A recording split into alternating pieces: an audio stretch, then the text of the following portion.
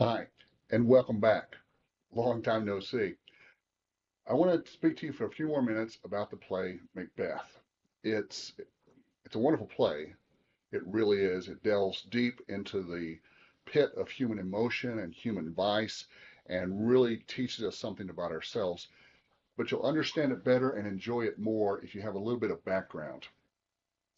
First of all, of course, the play opens with the three witches who Shakespeare's audience honestly believed in the power and the evil of the witches. And one of the things that makes these witches so evil is the fact that they are very powerful, supernaturally powerful, and they're random.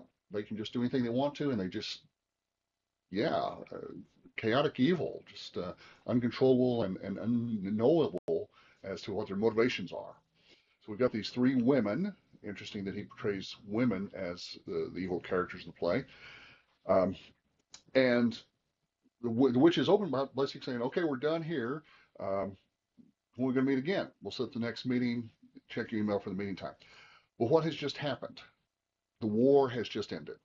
Not just one war, but actually Scotland. This is set in Scotland. King Duncan was a historical king of Scotland.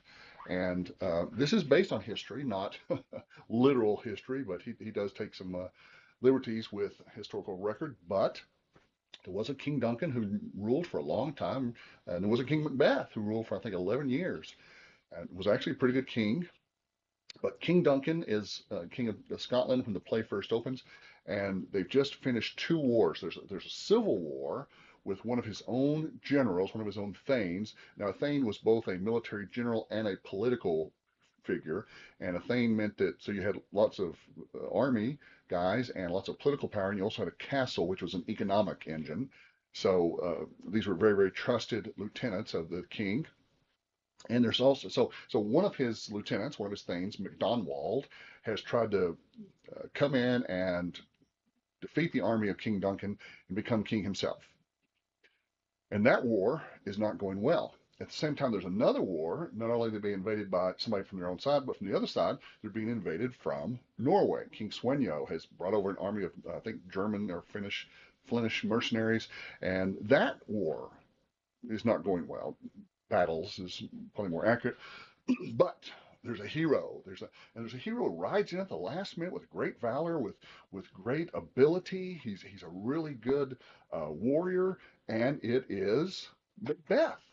And he saves the day just through sheer determination. He's all bloody and cut up, and he rides in there and he saves one battle, and he immediately turns around and goes to another battle and saves that battle.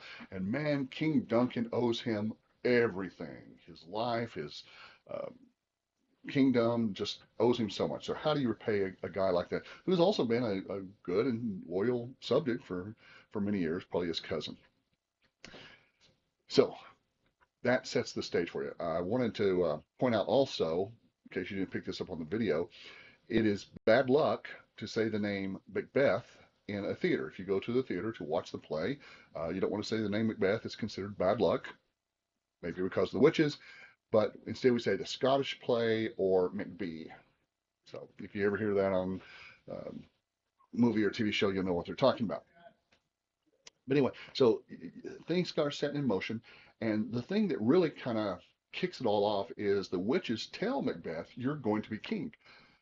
We assume he has no ambition to be king until somebody tells him, "You're going to be king."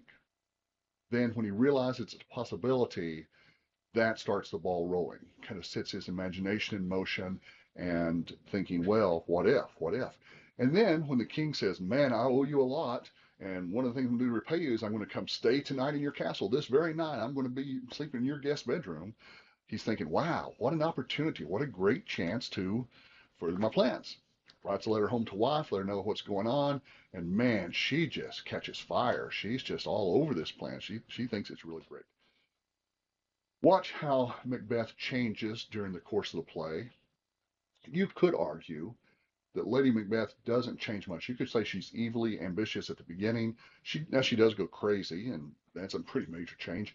But his audience would have connected the blind ambition to the insanity and the suicide. She kills herself. Uh, the play doesn't say that. Well, it does. Read it for yourself. But watch how Macbeth changes. Watch how his friends change. Watch how his enemies change. One of Shakespeare's greatest gifts is his ability to bring these characters to life, to make them very realistic, very relatable, very understandable.